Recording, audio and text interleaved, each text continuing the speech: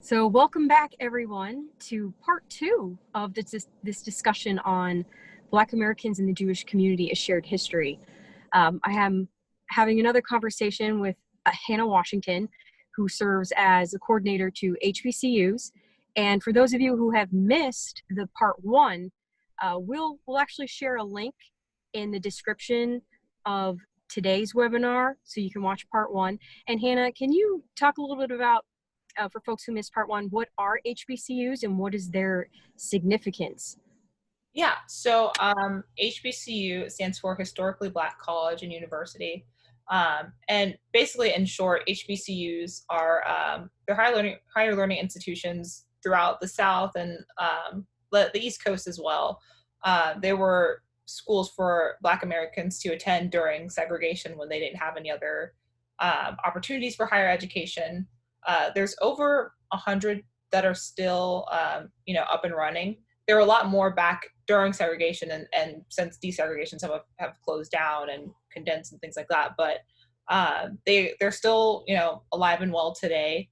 They're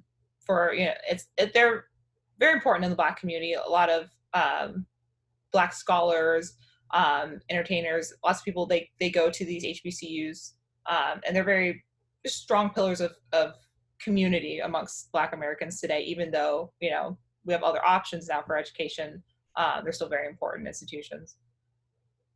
So good.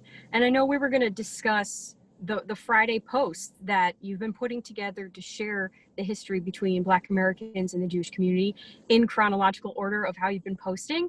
But with the topic of HBCUs opening this, let's actually jump right into the relationship between Julius Rosenwald and Booker T. Washington, because that ties right into the establishment and just the history of HBCUs and the incredible movement toward schools and education of Black Americans. So yeah, Julius Rosenwald was a Jewish businessman. He lived, during the early 1900s, and he, as a successful businessman, he really got into philanthropy. So any charitable cause that he came across that he could donate to, he did. And he really had, a special place in his heart for the Black community. And Julius Rosenwald, he was a fan of Booker T. Washington's writings. And so the two of them, they met, I believe, at a conference back in the 1900s. And Rosenwald approached Booker T. Washington because Booker T. Washington was getting ready to establish a Black college. He was about to establish was Tuskegee University. So he was getting ready to establish that, and Rosenwald approached him, wanted to donate to this cause, and he wanted to donate a really huge gift. And Booker T. Washington instead said, why don't you donate a little bit less to Tuskegee and use the rest of your money to help build other schools for the Black community, not just colleges, but high schools, elementary schools. Why don't you kind of spread the wealth and help the Black community in a broader way if this is really something that you want to do. And so Julius Rosenwald was like, that's a brilliant idea. So the two of them, they established over 5,000 schools at different levels, high schools, like I said, middle schools, elementary schools, throughout the South for the Black community. And a lot of famous Black writers and educators grew up in Rosenwald schools. A lot of them still exist today.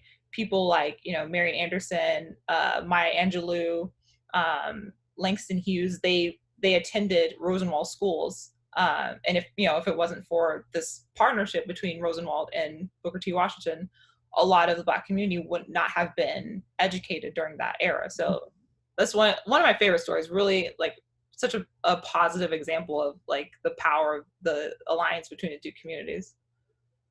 So good. And I know when I read this, the story you put together for social media, it made me want to do more research and learn more. I've always admired Booker T. Washington. I keep a book of quotes that I love that inspire me, and one of them was, I will allow no man to narrow and degrade my soul by making me hate him. Booker T. Washington. And for folks who may not know, Booker T. Washington was born into slavery. He was an enslaved person in Virginia.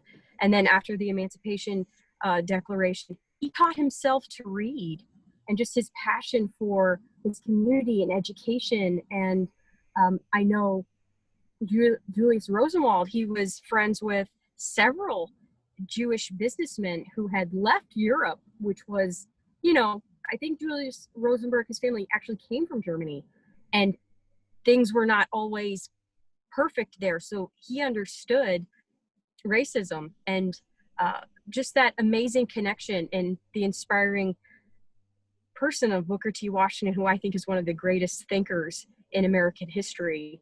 And one thing I thought was really cool, Hannah, you inspired me to do more research here, is he was a political advisor called upon for advice from presidents, including Teddy Roosevelt, and Taft. So it's just a fascinating man, and the work he did with education. I know with CUFI campus, it's near and dear to our hearts, but these stories are so inspiring and beautiful. And I think the more we can talk about them, the more they live on. You know, this is a story of our country. 5,000 schools from the Rosenwald Fund of African American children. Incredible. So let's actually move forward in history a little bit. Let's talk about Albert Einstein, household name.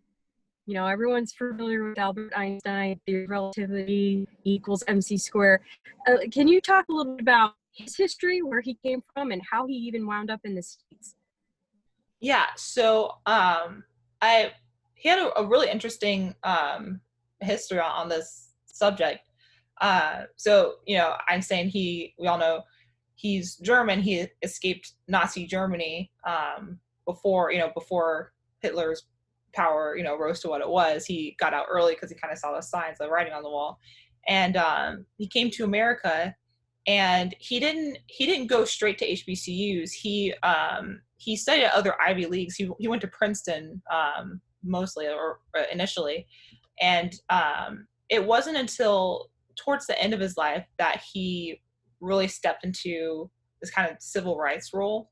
So he was older. He was kind of sicker, and he used to do a lot of lectures at different universities because he was so famous for his scientific discoveries. But once he got towards the end of his life, he wasn't really doing that anymore. He wasn't really traveling for health issues and things like that. But when he was requested to speak at Lincoln University, the HBCU in Philadelphia, he was like, I have to go, despite I'm sure he turned down other speaking engagements, one after the other, but he was like, this one I have to do. Because he was seeing, a lot of the racial injustice that was taking place during the civil rights era. And he, as a Jew who had not too long ago escaped Nazi Germany, he was like, I have a voice, somewhat to speak on this. I have to do what I can. I have to say whatever I can to do my part in this. So it was really, really interesting. So he spoke at Lincoln University, and it's funny, like his lecture was like two-part. He gave a lecture about, racial justice and the problems that he's seeing in America, and how he, as a Jew escaping Nazi Germany, identified with them. And then he also, like, it was twofold in that he later went into his scientific lectures and things like that, because the classroom was full of young students, a lot of young men who came to hear him because he was Albert Einstein, and they loved what he had to say in terms of justice, but they also had these questions. They're like, this is Albert Einstein, so why don't we ask him about the theory of relativity and things like that. So it's a really cool picture that I found. If you guys want to look at the Facebook page when the Flashback Friday posts, just a really cool picture. Einstein giving a lecture full of all of these young Black leaders, and they're all kind of like leaning forward and just really captivated by what he had to say.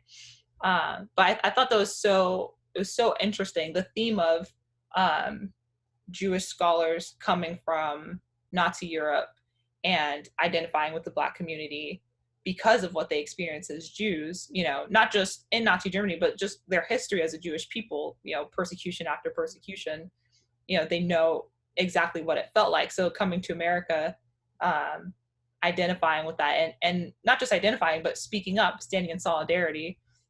He joined a civil rights organization later on in, I believe it was Tennessee. He became active with them. That was kind of the beginning of his activism.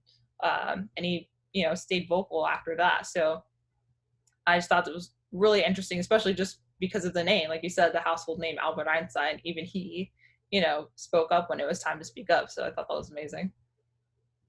So cool. And I just thinking about, like you said, Albert Einstein saw the signs of the times in Germany, and he took it seriously when people were saying, take Hitler's threats seriously, of how he felt about the Jewish people, and kind of blaming the Jewish people for all the problems of Germany. And he left. He came to the United States, and just having experienced that ostracizing, you're different than us, you're not the same as us. It makes me think of another quote, because I love quotes, that he who has never felt pain laughs tears.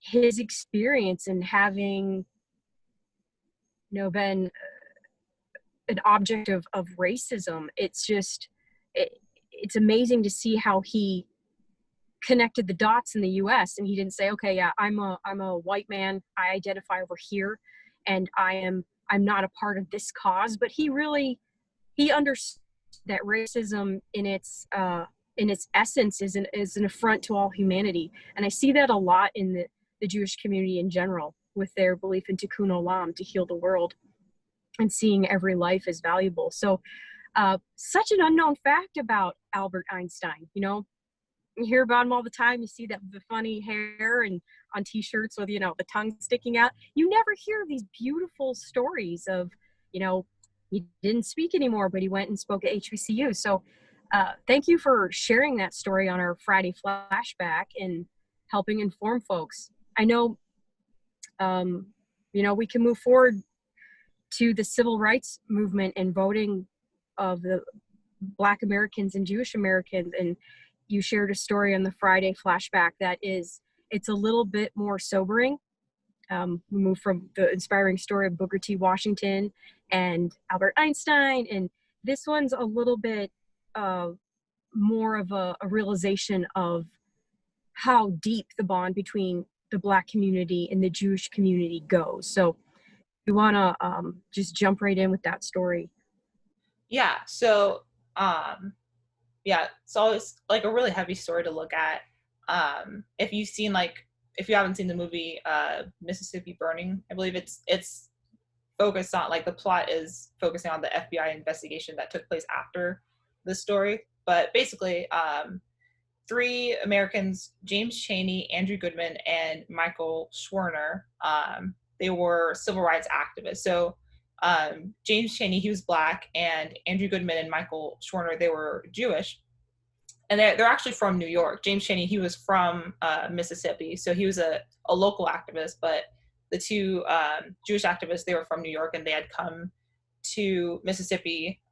There's a summer of, I believe it was 64.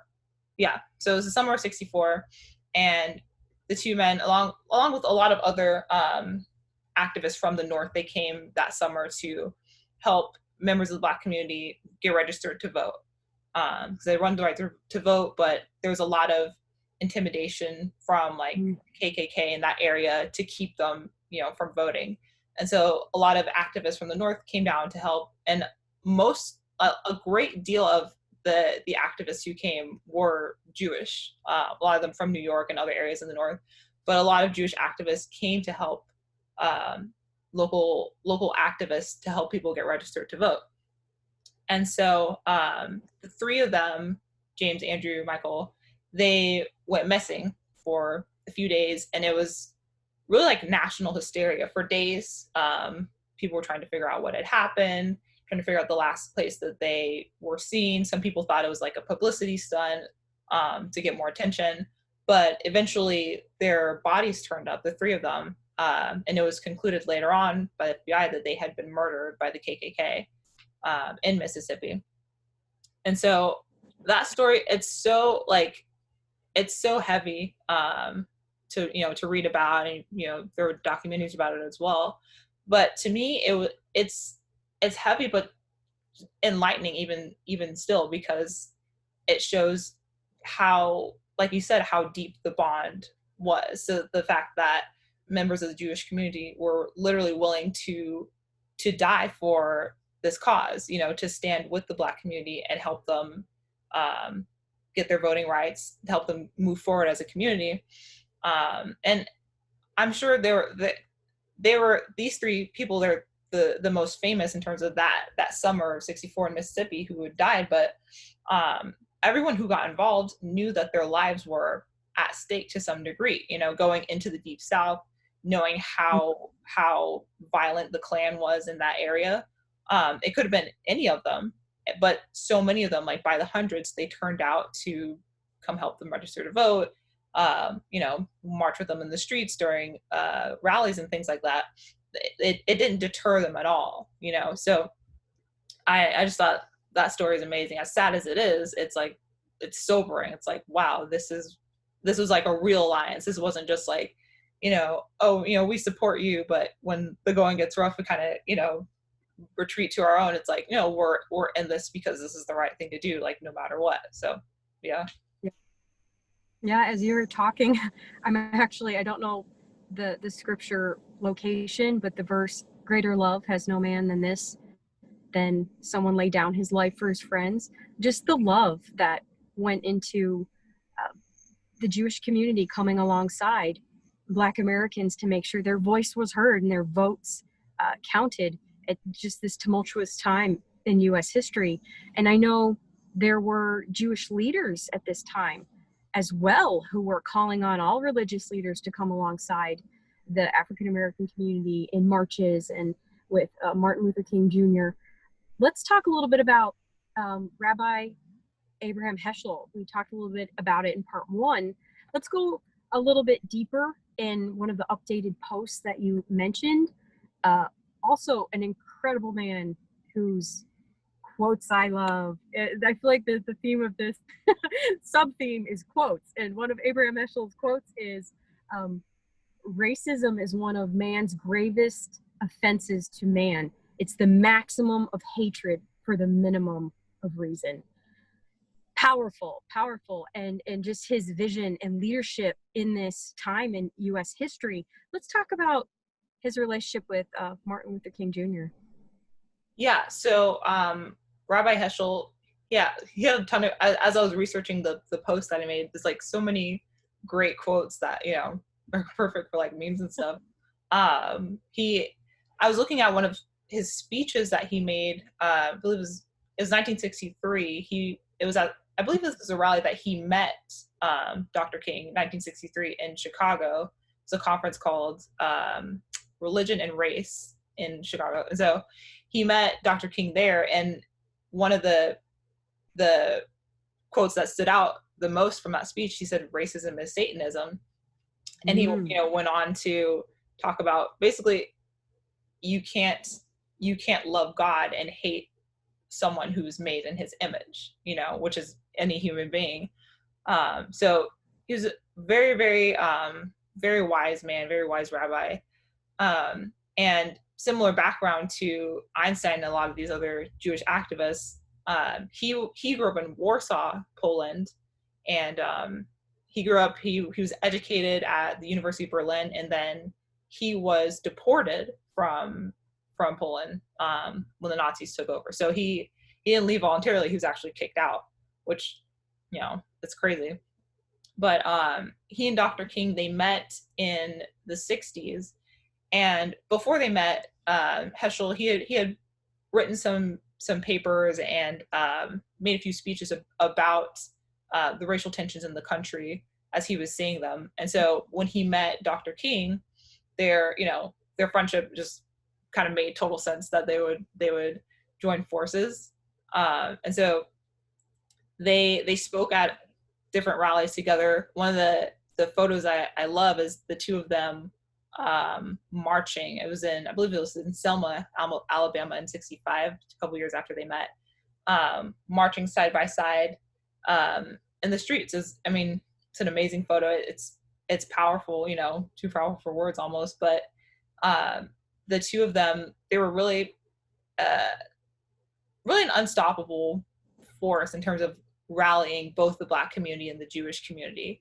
Mm. And their partnership really went both ways, because Rabbi Heschel, he would speak to the Jewish community saying, we can't stand by while our brothers and sisters are being, attacked. Their rights are not being given to them. We need to say something as Jews. And Dr. King always returned the favor, and always, because they were both men of justice, no matter who the cause was for, he would speak to the Black community and say, we need to stand with the Jewish community. We need to support Israel. We need to stand up against anti-Semitism, because, what's right is right. And to me, it's so powerful, because it just goes to show that,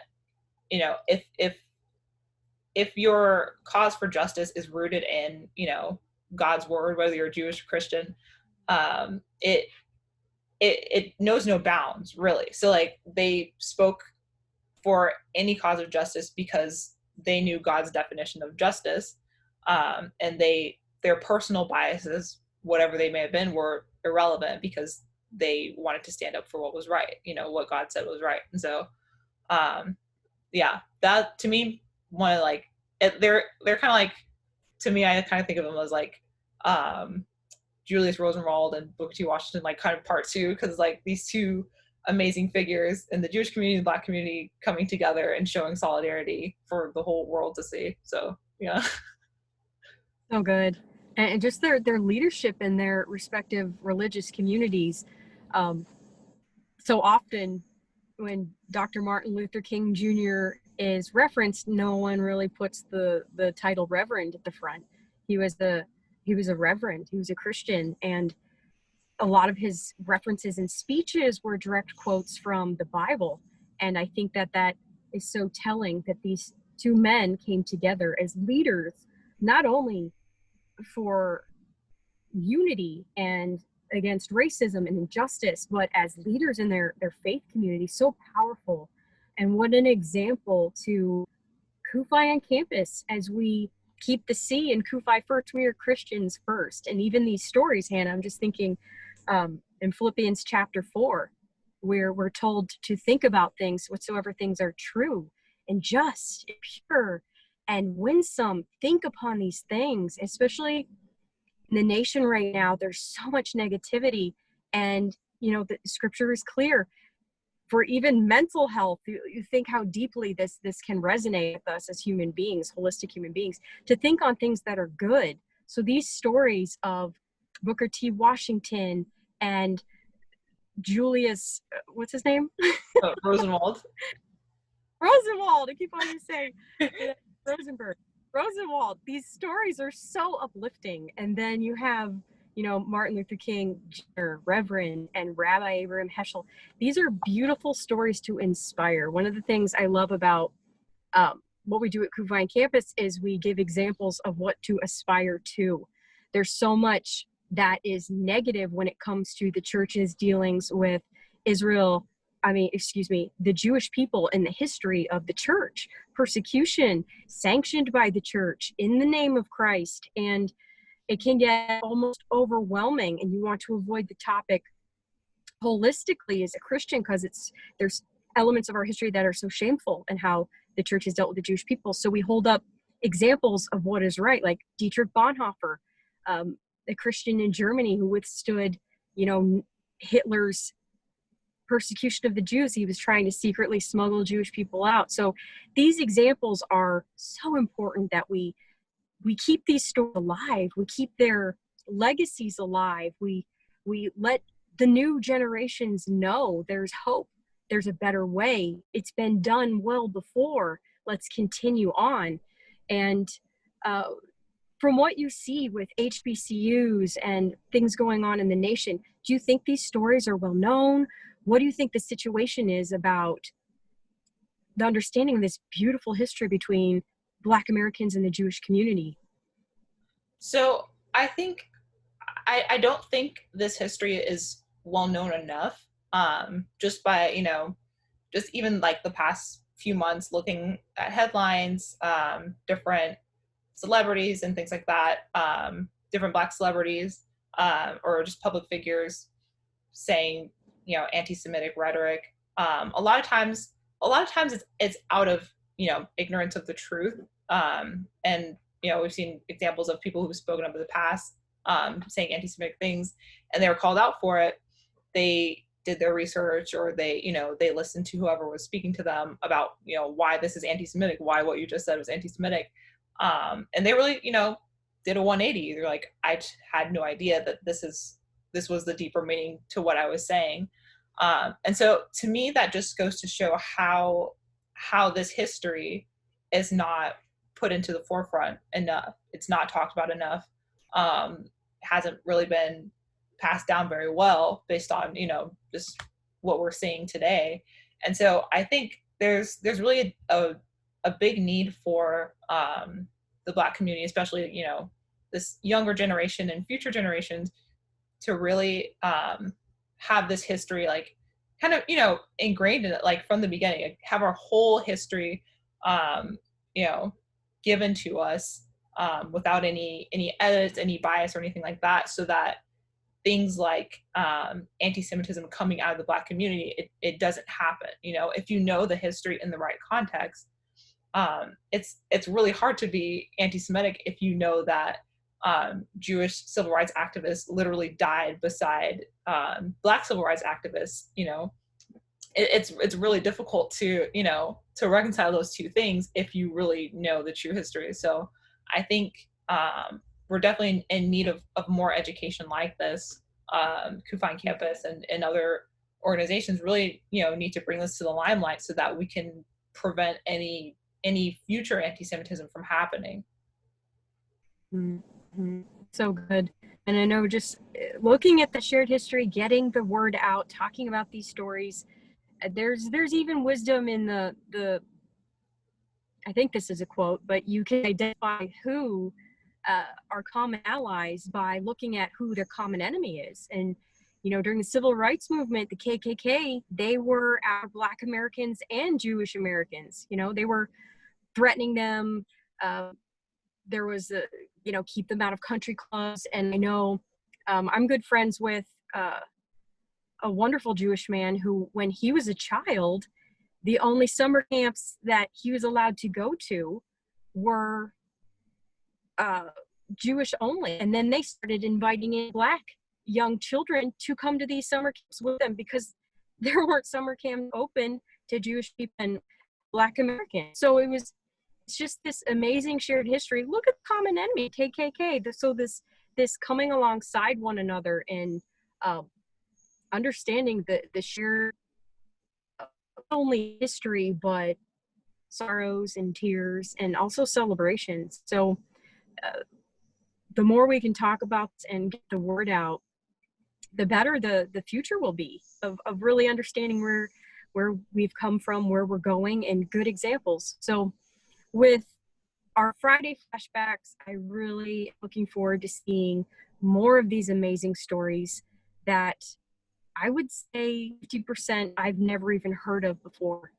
And just the excitement in reading of this shared history, and how almost delighted I am to see that there is hope based on past stories, that there's so much good that can be today and tomorrow and the next day. So for this webinar, do you have any final thoughts or anything that you'd like to share with our CUFI and campus students on being sure to share these stories and get the word out? I think just continuing, like, your personal education, it starts on a personal level, otherwise it's not, effective. And so I encourage every student in CUFI campus, or even outside of CUFI campus, to really educate yourself about all these things, this beautiful alliance between the Jewish community and the Black community, so that when, you know, future instances come up, you know the truth, and you can, you know, you can speak against any untruths, and really just educate yourself on everything that we see happening in the country today, in terms of anti-Semitism and anti-Israel rhetoric. Really educate yourself on why it's not true, and really, you know, personally identify with it, so that when the time comes, you have the knowledge to speak, you know, to speak out against it. So yeah. It's so good. It's so good. And I like your emphasis on the personal education, because people who hate Israel and the Jewish people, they're going to try to put a wedge between any of the common allies or historical allies that Israel and the Jewish people, alliances that they have built through their love and their effort. So important. And I know you are available to now virtually talk about this issue. If any students are interested in going deeper or knowing more, there's so much to talk about on this issue. And I know your dad as well, Pastor Dumasani Washington, he gives presentations on this topic, so powerful. And if you're watching and you're a CUFI campus student and you're interested in bringing this incredible shared history to your friends or your CUFI campus chapter, or coalitioning between other student organizations and maybe holding a Zoom meeting on this topic, reach out, let us know. We have so many resources and amazing speakers available to you. So Hannah, thank you so much for putting this Friday flashback series of stories together. I think it's making an incredible impact, and you know, in a couple weeks, maybe we can do a part 3. So thank you. And for those of you watching, thank you for joining us, and let us know what kind of resources we can bring your way. Thanks, guys. Thanks, guys.